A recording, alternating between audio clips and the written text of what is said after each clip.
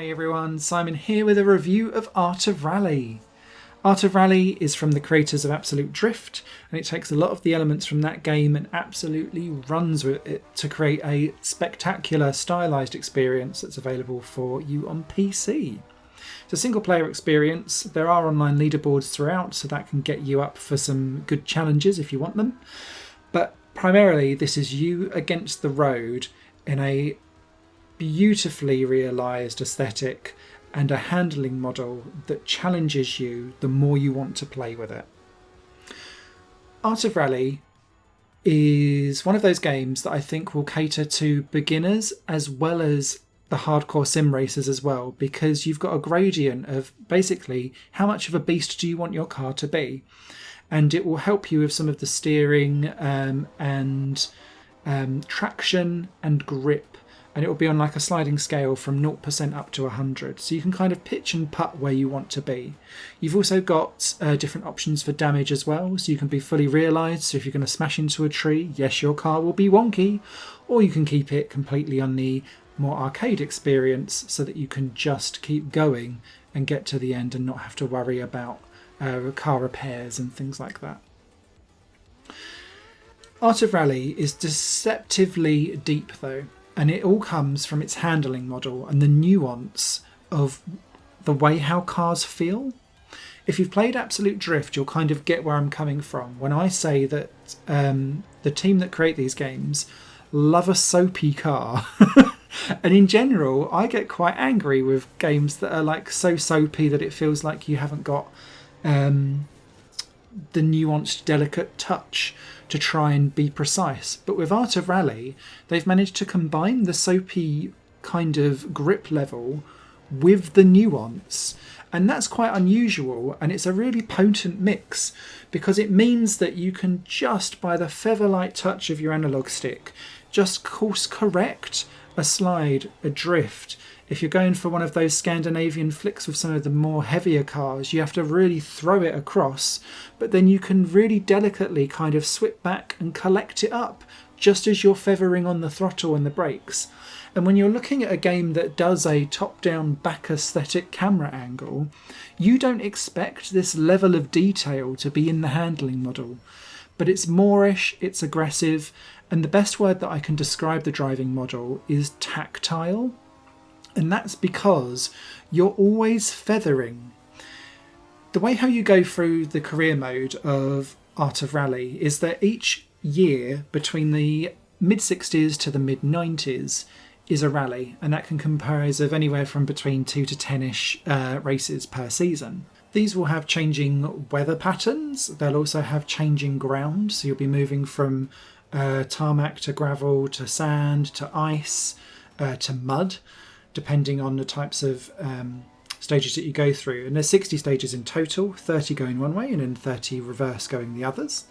And the way how you attack all of these different things really handles into the nuance of the game, because as you go through each year, the cars get faster, more difficult to handle, and you have to start driving more aggressively, because the early cars are like, oh, here's me in my little rip-off Mini, boop, boop, going around relatively gently, but they're also cars that can be a bit more oversteery, and you can kind of gently manoeuvre them around.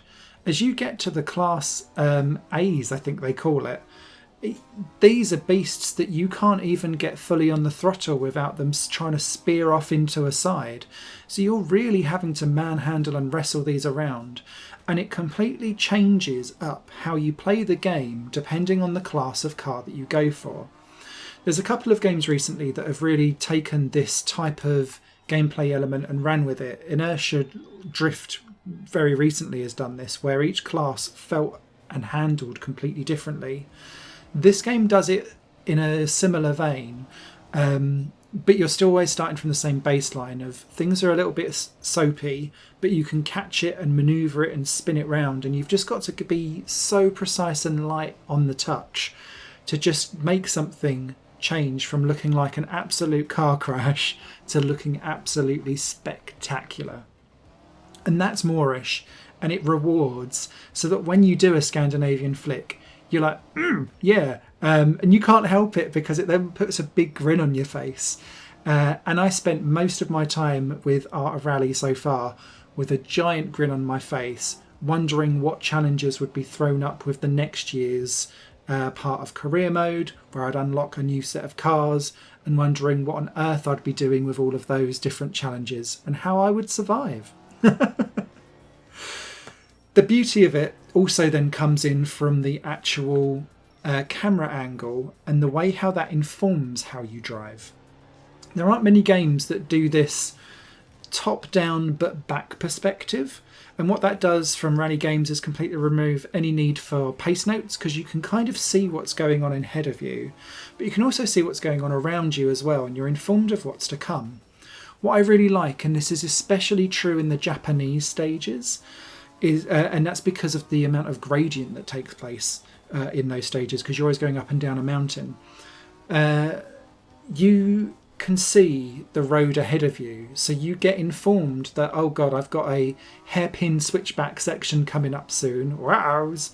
Or in, say, Sardinia, you might find a little dusty town that you're going to have to maneuver through some buildings of, and you get enough warning so that you can kind of coast or brake or kind of drift glide your way through, and it's just enough to keep you on your toes so that you're constantly motivated, but never feel like something is just appearing for you out of the blue. And that's a really difficult balancing act to get right, and I think Art of Rally has done that exceptionally well. The other thing that they've done exceptionally well, which is always a pain point for whenever you've got these kind of games, is that you don't want to have your car be blocked from the view of the player. So if ever, and it doesn't happen too often, but it's normally in forested areas, or if you occasionally get into some of the building sets, a little circle will appear around your car, so it's like you're binocularing through the obstruction so that you always see your car and the direction of where it's going, and that is vital for you to try and get the fastest time possible, because you're always needing to see the angle and trajectory of the car of where you're going. Every single thing that you do is tied to online leaderboards.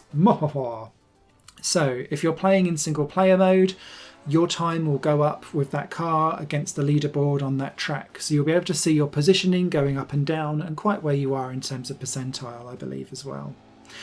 The other thing that you've got is daily and weekly challenges, which will give you one go at that challenge for you to then go out and see how you get on. They work perfectly fine. They rotate every 24 hours or 7 days. And that's quite interesting, because I always find with those rally games that or those experiences, the beauty of rally is knowing that you can't reset on those. So you've always got that just one chance. And because everything is so nuanced, you'll almost want to see what the challenge is, go away and try and prepare for it, and then come back and hope for the best. So that's all good. Talking of the other simulation-y style of stuff, what I also really appreciated here was that the weather effects and aquaplaning is a real thing with this game. Whenever you've got rain forms puddles on the track, and whenever you go through a puddle, your car just kind of goes slightly straight because it's aquaplaning off and hasn't got the grip of what it once did in the normal road conditions. And so that was really interesting to have that play out, especially if you've got it on, say, like a really muddy section, because you're already running at a loss of grip already, and then you come across those, and that can quite easily become a cropper. The other thing that I really appreciated as well was camber, and just how much camber there is in this game, and particularly how that leads to little mini jumps, and when you hit the big jumps, you're never landing square, and so you're going to need to damn well collect your car up, because otherwise you will be spearing off into a hedge. And that's never the best way to deal with it. You can also then see your run straight after the event through the replay facility. The replays look absolutely gorgeous, as does the game in general. I adore this art style, and it's got that faded, nostalgic, reminiscing tint to it. I'm sure there's an Instagram filter by the name of something that's much more delicate than what I've just said, but it does have that kind of historic whimsy about it. And especially, whoever done the lighting effects on this game, superb. The way how the light shines through, especially when it's doing different days and you've got the sunrise and the sunset, absolutely gorgeous. When you're driving in night, the beam from your car's headlights, gorgeous up against all of the different things that are going on around you. It really does shine. But sometimes you don't always get the opportunity to see it because you're in such a zen driving state, watching the replay back, and you're like, God, this game looks good. It does come with photo mode as well, which I have abused. So yes, enjoy. Sometimes the replay does get a little bit choppy though, because it's switching around different randomized camera angles, and sometimes then the camera's like, I'm in a building, I'm in a wall, I'm in a mountain, and so it kind of gets a bit jaggy. So just be aware that the replay mode isn't as smooth as I would particularly like it to be. The only other mild downside that I have at the moment is just around AI challenge. And that is purely from the fact that when you do a rally of 2 or more stages, every second stage you'll come in and you'll do some repairs to your car. And what I find is that with the AI, if you're doing anything normal or lower, they all seem to need to have multiple minutes of a repair job done, which then sets them further back in the rally. So you can then take your time as you go through towards the end of the stages. Whereas that basically means that you don't have to win based on pure pace, so long as you stay clean. And that's fine, but it does lessen some of the challenge. So what I found was that I needed to bump up the difficulty to some of the harder settings where that was less of a case. And it would keep me more on my toes. Even though I wasn't necessarily as fast as some of the fastest AI, I was able to kind of keep up with them because I was cleaner. So that probably needs just a little tweak. But aside from that, this game is stunning. The last thing I'd like to mention is the car selection and the weird humour that goes alongside it. As you complete rallies, you unlock more and more cars and different livery types if you don't use all of your restarts that you have per game. And that's all cool, and they kind of like descend down from the sky because there's like a little intro sequence where a little Buddha pops out and is like, I'm going to teach you rally. It's all quite kooky. But each of the car descriptions, just take a look at them. There's some good humour hidden in there somewhere, and they're sending up a lot of different rally manufacturers and lots of like tropes that we have from modern day motorsport. I thoroughly enjoyed that little hidden gem. So yeah, that is Art of Rally. This has been without doubt one of the best racing games that I have played in the last 5 or 6 years. I will hands down recommend this to anyone who has a remote interest in racing games whatsoever. I think this is easily one of the best rally games that I have played outside of obviously the Dirt Rally series. And yeah, absolutely stunning from beginning to end, and I will be returning back to this time and time again for years to come. There's a written review coming out over on highplanegames.com very, very shortly, but until next time, hopefully I'll see you out on the track. Bye for now.